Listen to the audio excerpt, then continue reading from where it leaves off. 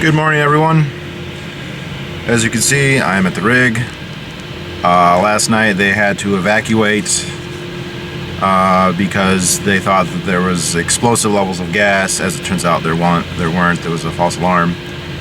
So I came into work this morning and all the power was off, so I can't really do any work, and it's alright, they're not drilling. So this is going to be a good time to make a video. This is going to be sort of a follow-up to, I think it was my last video, about War and the Killer Inside You, basically a review of this book, War and Human Civilization by Azar Gat. This book is a tour de force. I don't think I've ever read a book that caused me to have so many epiphanies. So many revelations, and it's not because he's telling me these epiphanies. This isn't a book where he's saying this is what to believe, and then I believe, like, oh my gosh, I believe this now. It's where he throws so much information at you in such a compact, like, beam of knowledge that you take that information, and when you put it with everything, when you integrate it with everything else you know, just things start to fit together in a way they didn't fit to go previously. And I mean, I'm talking about all kinds of things, like the origin of the state, the rise of the state. That's going to be a video I'm going to do here in a little bit. He lays it out in a way that I've never heard laid out before, in a very amazing way. It made me essentially, and it's diverse in what you learn. There's it makes you think about the differences between high intensity irrigation farming and dry farming, so-called, and what that has to do with libertarianism, and to juxtapose. I mean, you see that relevant in the United States today. You see that relevant around the world. It basically satisfied to my mind what homosexuality comes from, even though he doesn't even talk about it. He talks about other things that makes me think about that. He talks about all kinds of things. Why this, and it's a lot of history, it's a lot of information, and it's excellent. I highly recommend this book. It is also, you know, and I kind of and I made a book video about learning history, and I said don't go for world history because it's just too much. And this isn't a world history book, but it does cover a very broad time period. I mean, it starts with animals, and it goes all the way to, I think it goes to post, you know, to modern day, to today. The last chapters are, actually the penultimate chapters, I think, are about 9/11. I haven't gotten there yet. I haven't finished it.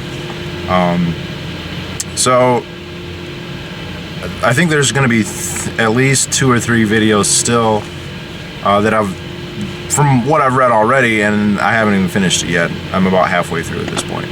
But so this video I wanted to talk about kind of 2 of these revelations. One is the cause and source of homosexuality, and the other is an argument for government, for its efficacy, at the very least in the past, that is both excellent, and I've also never heard it before. And now this book, I don't know what his stance is on government power. He seems to have a very accurate, his understanding of what it entails is directly comports with what libertarians think, in the sense that it's a coercive monopoly. It's not formed for the betterment of the people. It's formed as a wealth extraction institution, but for the benefit of who's ever a member of that wealth extraction institution, to the expense of everyone else.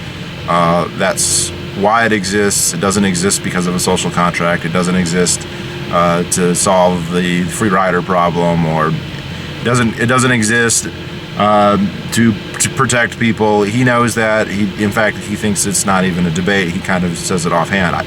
And I don't think this guy is libertarian at all. He just kind of takes it as it. But it was interesting because these 2 arguments, I think, are related, so that's why I'm going to title it something along those lines. I won't be uploading this for a while, so I don't know exactly what I'm going to call this video, but let me start with the homosexuality. And if you watched my previous video, War and the Killer Inside You,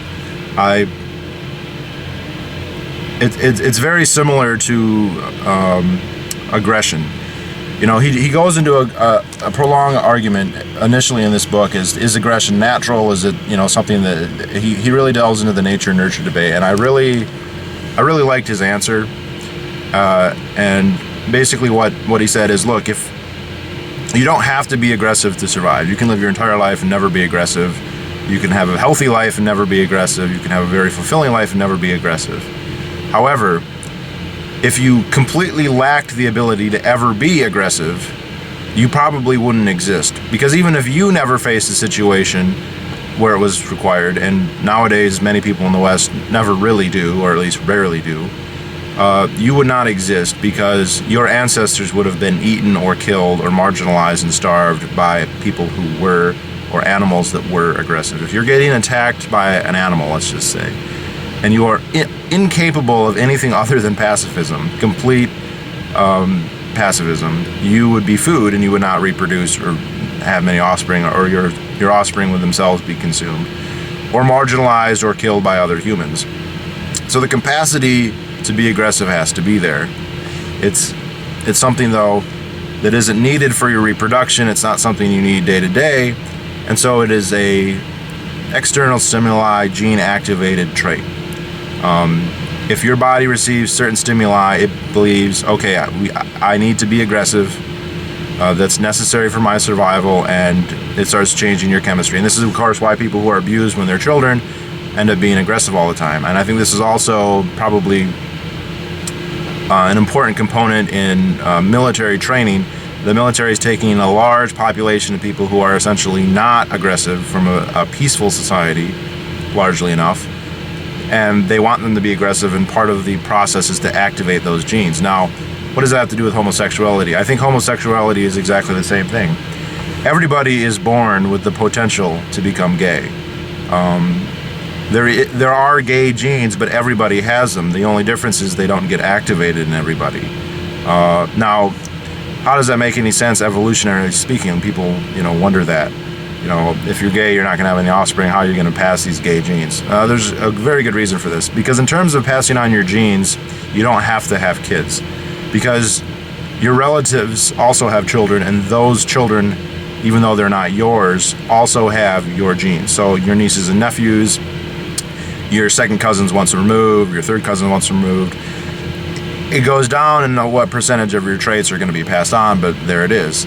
Now, for the longest time in evolutionary history, 99 to 95%, we're living in small hunter-gatherer bands, kin-based groups, and social organization outside of 100 or a couple hundred. And it's not just Dunbar's number, it's bigger than that usually, but people beyond your relatives you don't really interact with, and you're basically in competition with. Now, you're also in competition with your relatives, though, over scarce resources, and the most scarce resource of all is females. The ratio of males to females is not equal. There are more males than there are females, even in perfect population birth where there's no infanticide, nobody getting killed. You're going to have usually about 105 males to every 100 females.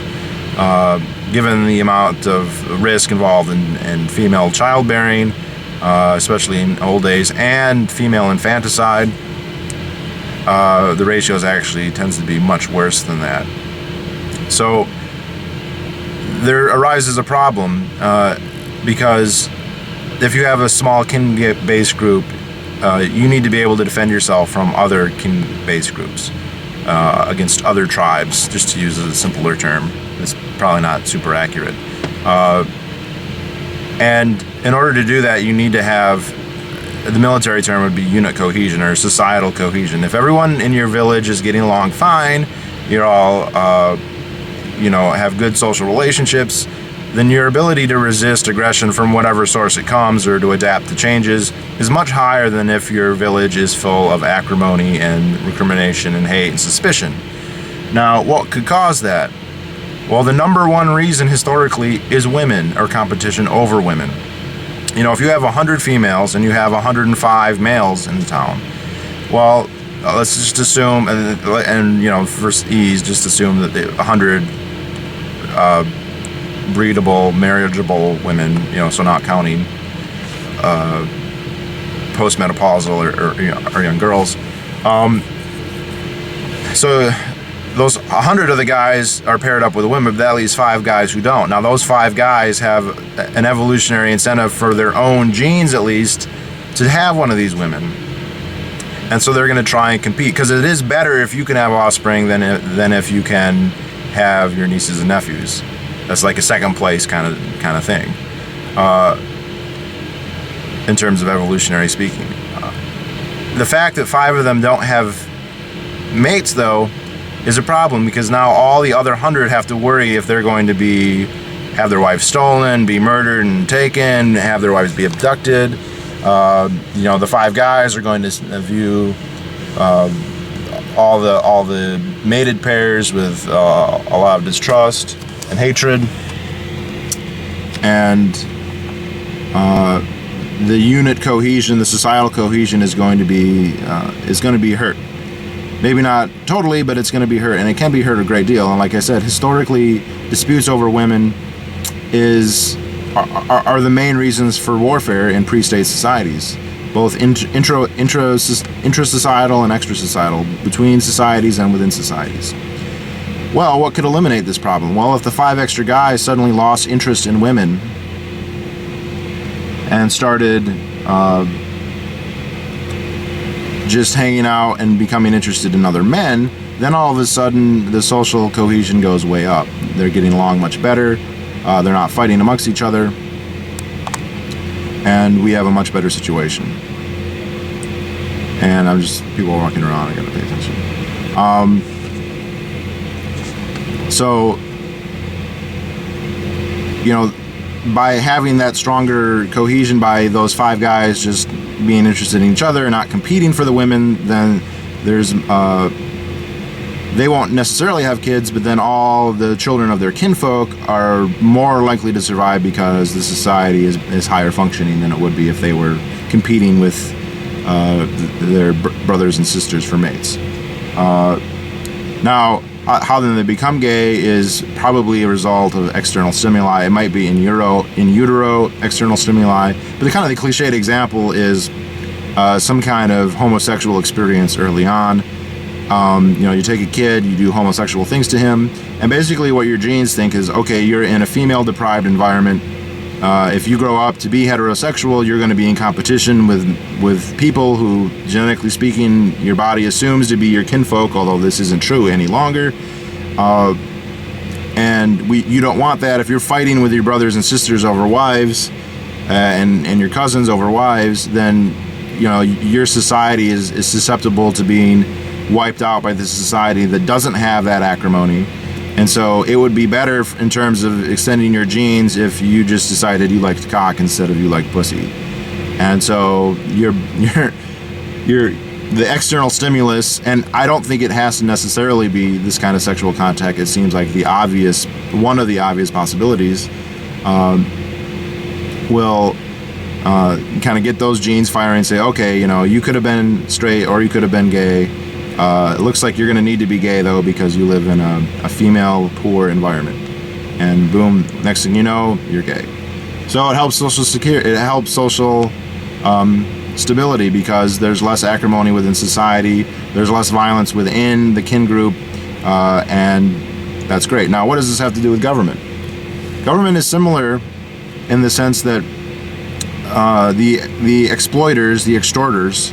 And I'm not going to go into the rise of the state. I did that in another video, and I only have 40 minutes on my battery here, and I can't recharge it because there's no power right now. There's power on the rig, but there's not power in the support trailers, which is where I work. They have no interest in having there be fighting within the domestic sphere that they are ruling, because then it's harder. There's less for them to tax. It's harder for them to tax. It's harder for them to gain wealth. They have every interest to reduce violence within the society that they rule. Of course, excluding the violence that they are themselves using, the coercion that they are themselves using to maintain their hegemonic position. Which, by the way, it is a hegemonic position. It is never a true monopoly. Which he goes into some detail about that. He calls, there is Leviathan, but squeezed in there with Leviathan are all kinds of sardines and barracudas and other Like there's never a true monopoly, even on legitimate force. But he points out, look, there are things that can cause social cohesion other than states. Religion, well, ideology generally can do it.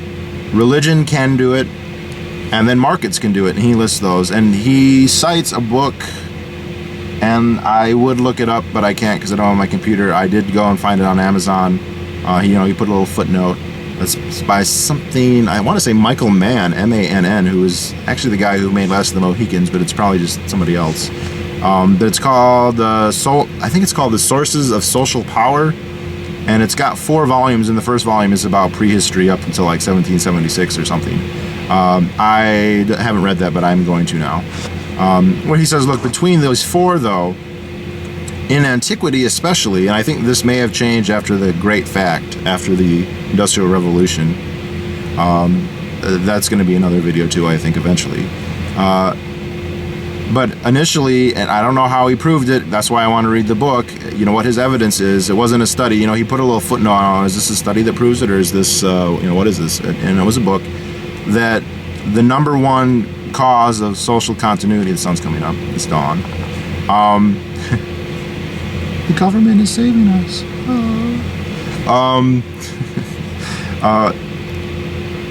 We're states. So, you get these states evolving in Egypt and Sumeria, and they're probably contemporaneous. I think that there's speculatively, Egypt might have been even earlier, and they look around and they say, okay, we don't want there to be fighting within society other than the violence we have to do to keep our position.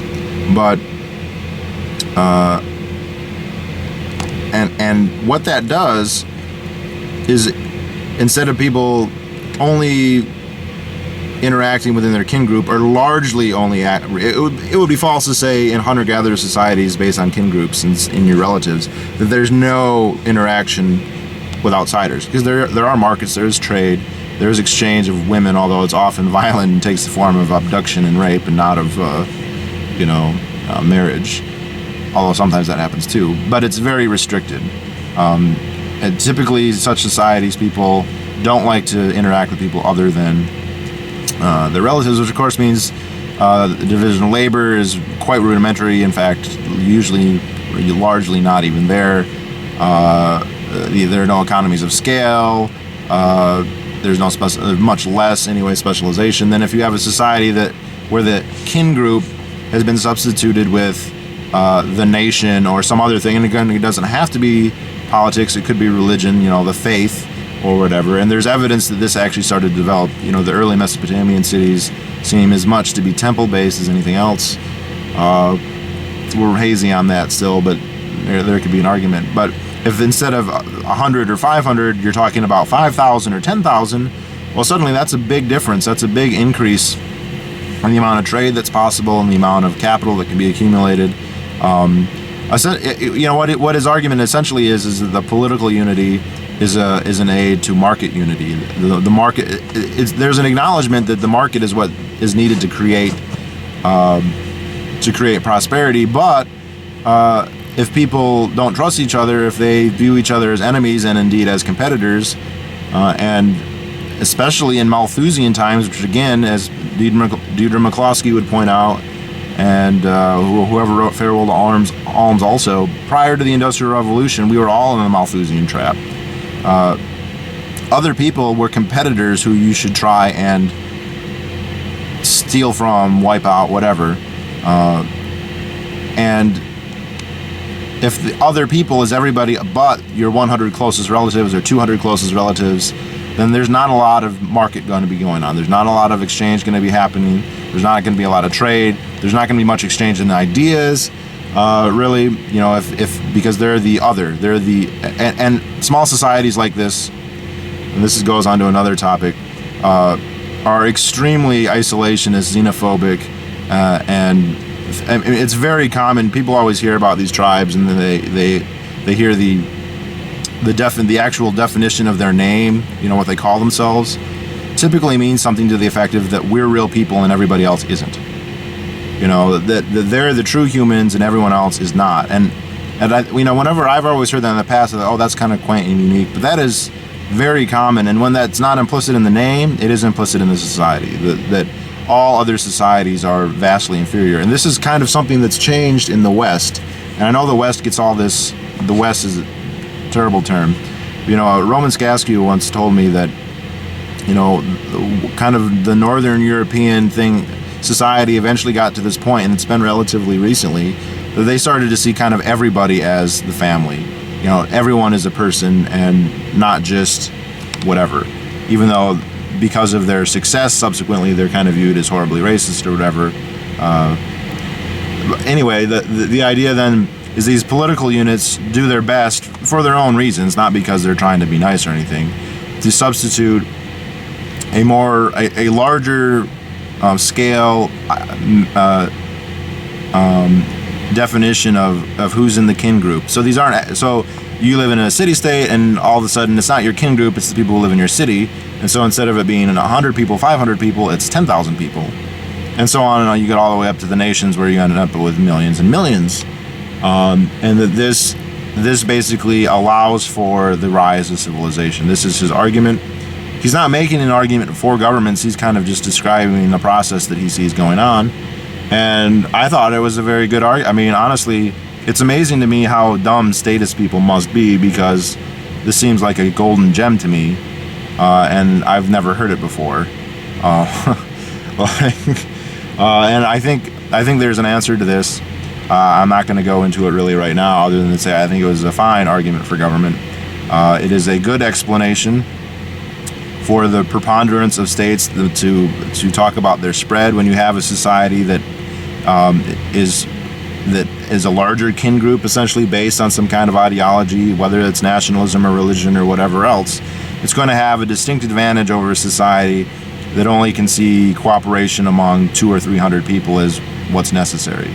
If you're only really willing to cooperate with your kin group, and again, evolutionary, that's how people cooperate, then you're going to have a huge disadvantage when you encounter a society where people are willing to cooperate on the magnitudes of tens of thousands or millions. In fact, not just on equal terms, let's just assume you all have the same technology and whatever, you'd be in deep trouble. However, because of their division of labor, because of their exchange of ideas, they're not going to have the same technology as you. They're going to surpass you utterly and totally. And unless you have some really great geographical or ecological and occasionally social reasons that make you able, like you're awesome warriors or whatever. And again, this happens because there's all kinds of, states have a very hard time, especially in antiquity, getting outside of agricultural regions. A very, very hard time. Even projecting their power into areas without agriculture has been very difficult up until essentially the modern era. Which is ironic, because I think at the same time that the Industrial Revolution, again, the great fact, as Dieter McCloskey called it, just as that was giving states the power to do what they had never had to do, I think it may also have made them completely unnecessary. Because I think that there is a new ideology, and it's not strictly libertarian, it's not strictly capitalism, but it includes both of them. That is a better substitute. It can do the same thing that states can do without the coercive institution. Also, a little bugaboo here. I'm really kind of annoyed by this. The state's just people. I guess I'm gonna have to talk more about this because my camera's gonna die here in a little bit. But in a video about the origin of the state, but there is an undeniable, necessary institutional element in states. You can't just call it people, because then any guy who comes and rapes you or arrests you, then he suddenly becomes a state. And that is, while it's true that there are characteristics that are the same, that doesn't make them, is not grounds for equivocation, which is what people are essentially doing. I just because you can break something down to its atomistic components doesn't mean that they're equivalent. This is like saying a rattlesnake and a hummingbird are the same thing because they both are composed of cells. No, I mean, yes, the state's composed of people and whatever, but the way that it's formed is radically different than other institutions. Well, I mean, all institutions are different, but I think that definitions of the state that kind of explicitly reject institutionalism and just say, oh, it's just people, that's just, you're not doing yourself any favors when you do that. But anyway, that is a separate video. I found this really compelling. I highly, highly, highly recommend this book. You will learn a lot of history. If you like it, you will probably end up reading a lot more. I felt very well prepared to read this book because most of the stuff he talked about historically was stuff I had studied. So when he talks about China, I know about China. When he talks about Mesopotamia, I know about Mesopotamia. I know about Rome. I know about Greece. I know about Egypt. And I'm just saying that, I had a lot of information in my head, and it was integrated pretty well. But I'm just telling you, the stuff that he presented and has been presenting has just allowed much of that to just fall into line in quite an astonishing way. I'm very, very impressed with the intellectual growth that I'm seeing by reading this book. Again, War and Human Civilization by Azar Gat. That's Azar, and then his last name is just Gat. And it's a nice picture of Sennacherib on his chair, Neo-Assyrian emperor, a very vindictive man, by the way. So, again, highly recommend. I don't know when I'm able to post this, but I'll do it as soon as I can. And then I guess just to kind of tie it together. So, this substituted ideology that the state creates, whatever its basis, however quasi-religious or nationalistic or whatever else, mythological even, is going to create social cohesion, just like the fact that, that's the point, that's what they're trying to do, so that they can extract more wealth from this said society. It's going to create social cohesion, just as the extra men becoming gay and then no longer competing and causing acrimony over women also helps social cohesion. Although this also is not really true anymore because we're not competing with our kin groups, and so I don't know, maybe homosexuality is no longer necessary, but that's still our genes, so whatever.